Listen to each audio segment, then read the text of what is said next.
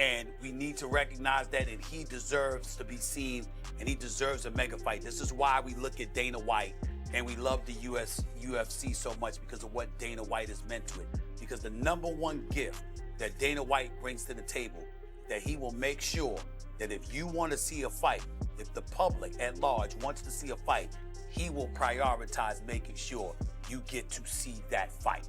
That's Dana White. The promoters have hijacked boxing, and as a result, they deny us the opportunity to see these great guys in mega fights, and it's a damn shame. That's why Jake Paul is so relevant. I think it's Cap. I don't think he's actually retiring, but it's a smart move by him. Terence Crawford was ducked at 135. He was ducked at 140. He was ducked at 147. Then after leaving 147, he beats Canelo. Now he's the man. He finally got to, I'm the number one draw in boxing status, and he never fought. If this retirement stays, he'll never fight again afterwards. Mm-hmm. It's tough because at 38 years old, that's when he reached that peak. If he fought for another 3 years, maybe we could have that conversation, and I think it'd be undisputed. I do think, though, what forced one of boxing's greatest to walk away? The truth will shock you as Stephen A. Smith delivers a brutal reality check on boxing's broken structure and why it must change. Since the day Terence Crawford retired, the boxing world has been buzzing. Fans, analysts, and fighters alike have been divided over his decision to step away. Some believe Crawford walked away too early and still had more to prove inside the ring. But boxing legend Andre Ward has shut down that criticism completely. According to Ward, anyone questioning what Crawford still needs to prove doesn't truly understand the sport. In his view, Terence Crawford has already accomplished everything a fighter could ask for, and he owes nothing to anyone. I've never seen nothing like this in the sport of boxing. If you see responses from fans, they don't even argue who's better anymore. They're arguing who's the A side and who's not. Who's a draw and who. Y'all don't know a left hook from a fish hook, and you talking about who's the draw and who's the A side. That's the point that I'm making. It's not about proving. When you say young fighters don't want to prove, and there's still a few out there, and I think the Terence Crawfords of the world, I think he's one of the last of a dying breed. When you say prove, question is prove to who? Because if I can prove to my 500, 1 million, 2 million, 4 million followers, as long as they believe that I'm a GOAT. Many boxing fans believe Terence Crawford retired too early and still want to see him face their preferred opponents. But Andre Ward sees it differently. He believes it's not the fans who decide when a fighter becomes a legend. It's the respect of real peers inside the boxing world. According to Ward, if Crawford's coaches, trainers, and family are satisfied with his decision, then there's no real reason to worry about outside noise. What fans think in the end doesn't outweigh the people who know the fighter best. And that I'm him, and that I've done enough and everybody's ducking me. That's enough. That's the validation that helps cats sleep good at night. Yeah. The validation that yourself, myself, and other people was after was, number one, me. I gotta feel comfortable living with me. I gotta walk around and live with myself and be like, bruh, are you really him? Then it's my people, my coach, my goddaddy, my circle. I gotta look my kids in the face and I want them to know that my daddy the best fighter in the world. The real answer is, what do your peers say about you? How do they feel about you? Because most of the time, unless there's some personal stuff going on, a fighter gonna keep it 100. Yep. Fans can say what they want to say. You didn't fight nobody. A fighter will come in and say, you tripping. He fought this guy, that guy, this guy, this guy. In his view, this was the perfect goodbye. The way Terence Crawford stepped away after fighting Canelo left nothing more to prove. He also addressed earlier comments from Max Kellerman, who suggested Crawford should fight David Benavidez or Jaron Boots Ennis, a take Ward believes makes no sense. Responding to critics, Ward made it clear that what Crawford has already done for boxing is more than enough. There is no one left he needs to fight and nothing left he needs to prove. Personally, I wouldn't be mad if I never see Terence fight again. The way he performed, getting ready to be 38, I think, in a few days. Man, what better way to go out? What better way to tell the game goodbye? What better way? Who you gonna fight? I was arguing with Max on the way to the venue about Boots Ennis. Nah, we don't go fight Canelo and then go back and fight Boots Ennis. I saw a report today, somebody was talking about him going up to light heavyweight. Nah, we don't go up to light heavyweight. We just went up 3 weight classes since the Spence fight and 2 weight classes since the Madrimov fight, my last fight. This is the perfect send-off, Roy. Yep. This is something Stephen A. Smith also recognizes. He respects Terence Crawford's decision to retire, but he believes Crawford's name is still being pulled into debates about who he should fight next, much like Floyd Mayweather was during his time. Even though the brilliance of Crawford facing Canelo as a final fight would be a fitting peak to his boxing legacy, the questions haven't stopped. The speculation continues, and the noise around his future keeps growing. A champion personified, undefeated, spectacular in a lot of different ways. Listen, the bottom line is he's special. Pound for pound, he's the best in the world at this particular moment in time. There is no doubt about it, and he's going out on top. He deserves it. And now it's going to warrant questions. What would he have done as a welterweight? Let's say, for example, if he was going against somebody like a Floyd Money Mayweather, if he was going up against a Sugar Ray Leonard or Tommy the Hitman Hearns and people like that. He's in that conversation where you're asking those questions. Some people would pick him to win, others would say no because his boxing brilliance is undeniable. And for him to go out and to step up to super middleweight and to beat Saul Canelo Alvarez says a lot about him. The only thing that I would say is that I really, really wish there were 2 fighters that I wished that he had fought. I wish that he had fought. But while appreciating Terence Crawford, Stephen A. Smith admits he would still like to see him face 2 special fighters. Revealing his personal favorites, Stephen A. makes it clear that he does not question the legitimacy of Crawford's retirement. Instead, he highlights the ongoing debate that the boxing community has been having and will continue to have. In his view, there are certain fighters at a level that truly deserve a shot against Crawford, and those are the matchups he wished fans could have seen. That I wished that he had fought. I wish that he had fought the Charlo at the junior middleweight division because obviously they don't like him. They love Errol Spence, and he destroyed Errol Spence. I would have liked to see him fight those guys, one of them anyway. And I definitely think that a guy by the name of Jerron Boots Ennis at the welterweight division, you're going to hear a lot about him in the future. Doggy, Shay Peter, the reason why people don't hear more about him is because people won't fight him.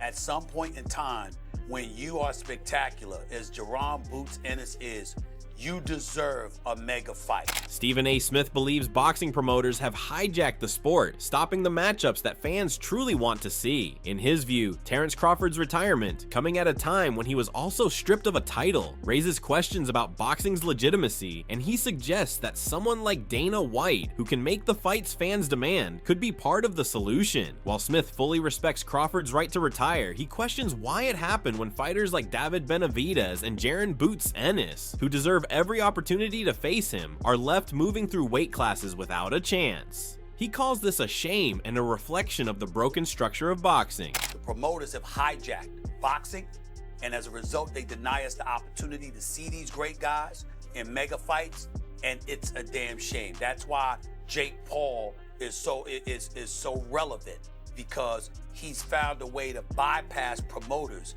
and make money in the boxing rings instead of being a prisoner to the promoters. Even though he didn't fight anybody, he's about to fight Anthony Joshua, and we'll see what happens with that. Anthony Joshua should knock him into tomorrow because he's the bigger fighter with incredible power, but he's got a glass jaw. So if Jake Paul catches him, who knows? But we want to see the fights that we want to see when we want to see them.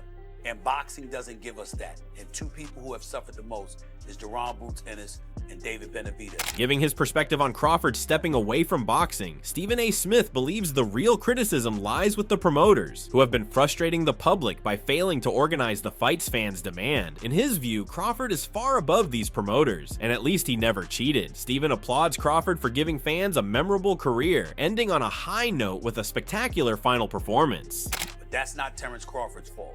He's taken on all comers, and he's taken all of them out. He is spectacular. He's the best pound for pound. He's been a tribute and a testament to the sport of boxing, and he should be not just applauded, not just celebrated, but revered, because he's that special. My props to him if indeed this is it and we'll never see him fighting again. Thank you for all you've done for boxing. Terence Crawford because he never cheated. Then comes the reaction of the notorious Jake Paul, who believes Terence Crawford's retirement is a smart move. He calls the situation cap and goes further, revealing that he is 100% ready to fight Crawford, even suggesting it's a done deal for next year, and that fans will get to see it happen. Until then, he insists, Crawford isn't really retired at all. I think it's cap.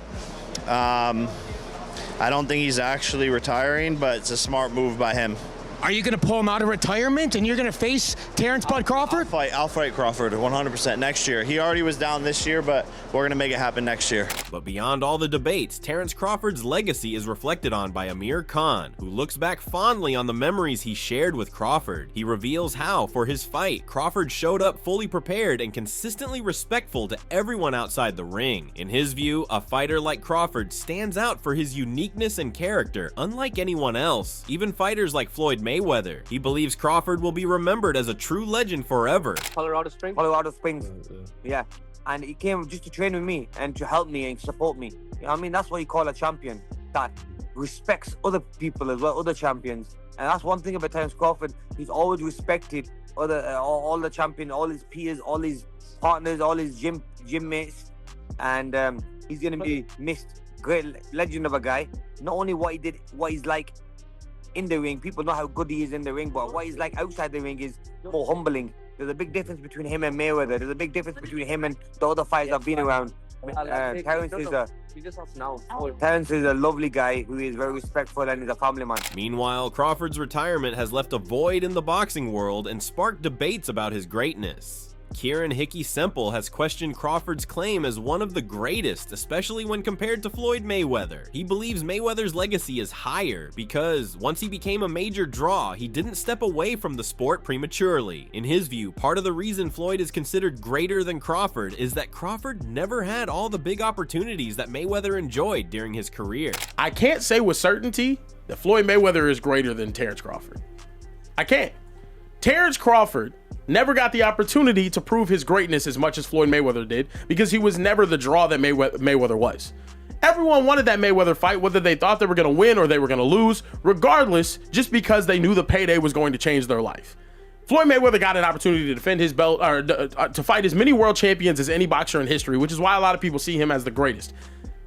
Retiring at his remarkable 42-0 record, Terence Crawford remains a legend of this era. Kieran Hickey Semple acknowledges that Crawford may have missed certain opportunities to achieve even greater heights, reflecting on instances where he believes Crawford was ducked by some opponents. He still considers Floyd Mayweather to be at the top in terms of overall greatness. At the same time, Hickey Semple notes that Crawford's dominance could rival, or even surpass, Mayweather's, given that Crawford has never lost a single fight on the scorecards throughout his entire career.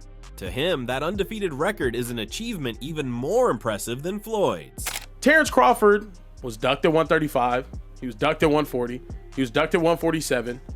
Then after leaving 147, he beats Canelo. Now he's the man. He finally got to I'm the #1 draw in boxing status, and he never fought. If this retirement stays, he'll never fight again afterwards.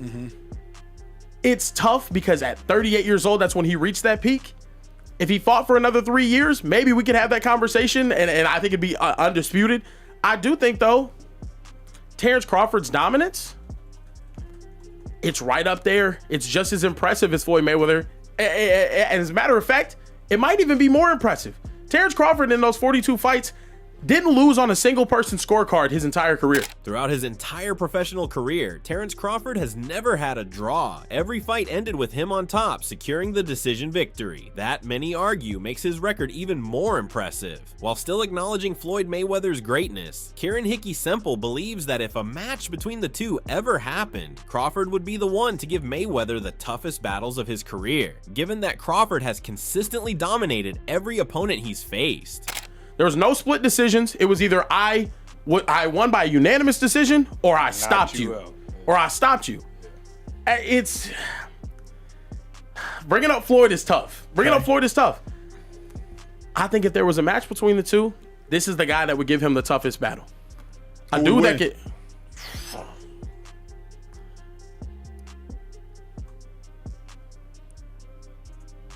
I'm taking Bud. Yeah, you have to. I'm taking Bud. You have to? I'm taking Bud. Look, let me tell you why.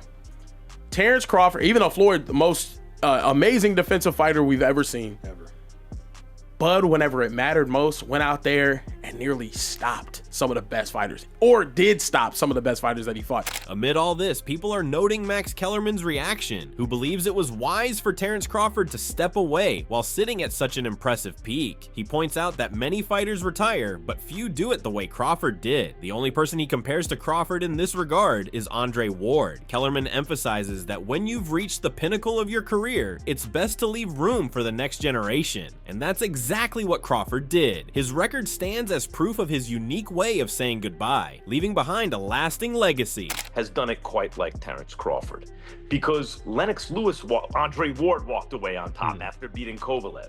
Maybe Andre came closest to doing what Crawford just did, if he doesn't come back and if Crawford stays retired.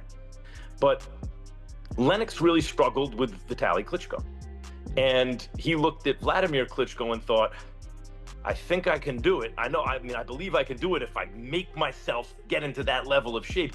I don't want to do that anymore. You know, like an American football player who says, I just don't want to run through that brick wall anymore. But the question really is, can you still do that if you think you don't want to anymore? So a wise man says, I don't want to find out. I'm going to retire. Max Kellerman also applauds Crawford for another remarkable quality, doing things entirely on his own terms. Kellerman points out that throughout his career, Crawford never resorted to marketable stunts to prove his worth. Reflecting on a time when boxing was more about marketing, rankings, and collecting titles, Kellerman recalls a Crawford who focused solely on beating and stopping his opponents to claim victory. Instead of playing the boxing game, Crawford stayed true to the sport itself, earning respect and leaving a lasting mark on the boxing world. To be arrogant, or to clown, or to be kind of a big, colorful personality. And there was a sense in boxing back then that, well, Bronner is going to be a star, and no matter how good Crawford is, people may never know it because he's so dangerous. Who would want to fight him? And if he doesn't start making a ruckus outside of the ring, then he won't generate enough interest to generate the kind of attention and therefore money it would take to get opponents in the ring with him. Yeah. And Crawford, I talked to him about that then when he was a lightweight, 12, 13 years ago, whatever that was. And his answer was, I'm me. I'm just going to do what I do. With comparisons between Floyd Mayweather and Terence Crawford being made, Max Kellerman shares his take on who might have done it better. Analyzing each fighter's style, he believes Crawford, with his high ring IQ, could have figured out a way to land a decisive punch on Mayweather. Kellerman argues that Crawford is an even better finisher than Floyd. He acknowledges that this debate will continue forever, but emphasizes that Crawford's decision to retire undefeated at 42 and zero commands respect, and suggests he should remain retired. Unlike Floyd, who returned for exhibitions. They competed in overlapping eras, and Crawford obviously was more of an offensive fighter and Floyd more of a defensive fighter, but Floyd had a tremendous offense and Crawford had very good defense. I think when people look at that, they'll say, well, Floyd was faster, Floyd had a better defense, Floyd made fewer mistakes, but Crawford's boxing IQ was just as high as Floyd's, and he was a better puncher and finisher than Floyd. So, that's the kind of fight, I think, when people analyze, yeah, Floyd might be outboxing him but Crawford's going to figure some stuff out. And eventually he's going to hit Mayweather with something and hurt him. And when he does, he's going to finish him. And that... Despite all the debates and criticisms, one thing remains certain. Terence Crawford may have hung up his gloves, but his place in boxing history will never retire. This has been Crawford's own message as well. With nothing left to prove, his impressive record shines brightly among the stars on boxing's wall. His reputation as a legendary fighter, with achievements unmatched by any other, stands as a testament to the hard work and dedication he brought throughout his career. Terence Crawford will be remembered for his exceptional boxing IQ, outstanding footwork, and a unique, undefeated fighting record that no one else has ever achieved. Terence Crawford calls time on competition. Undefeated, on top, and on his own terms. The greatest switch hitter of all time. First undisputed male champion in the 4-belt era. First two-weight undisputed male champion in the 4-belt era. First, and currently only, 3-weight undisputed male champion in the 4-belt era. And He is the only man in the history of boxing to have won a Ring Magazine belt in 4 separate weight divisions. For those that don't know, to compete for a Ring Magazine belt, you must be ranked number 1 or number 2 in your respective weight division. They do not give these out like sweets. Crawford is the only boxer in history to hold the Ring Magazine title in 4 divisions and joins Manny Pacquiao and Floyd Mayweather Jr. as one of the few fighters to become 4-division lineal champions. He is hailed as one of the greatest of all time. Like the alphabet sanctioning bodies. He has done that in 4 separate divisions, from 135 pounds up to 168. Numbers do not lie. We witnessed an all-time great. Just in the words of Teddy Atlas, it's been a privilege to witness Terence Crawford's spectacular career, and a true blessing to see him leave the sport where he deserves and belongs, on top as a champion. Atlas has always called Crawford a fighter with rare, almost one-of-a-kind abilities, and his last fight against Canelo was a true showcase of his boxing brilliance. There will only ever be one Crawford. You have that or you don't have that ingredient. I think he has it. As Teddy Atlas would always say, Canelo is looking to be friends, and Crawford is not looking to be friends. I think Crawford is special. Beyond the debates about who's the best and what happened during Crawford's incredible career, one thing is certain: Crawford and his unique way of doing things will be remembered forever. His refusal to be bowed by promoters, and even his final battle with the WBC, may come as sad news to fans. But this was the decision of a champion who remains on top, a true GOAT of all time. With Stephen A. Smith highlighting the issues boxing faces, it speaks volumes about the changes that need to happen now. That's all for today. We'll see you in the next one. Until then, keep cherishing the memories of living through the Crawford era. Share your thoughts in the comments below. We want to hear from you. If you enjoyed the video, share it with a Crawford fan, and don't forget to subscribe so you never miss the latest stories from the boxing world. See you next time.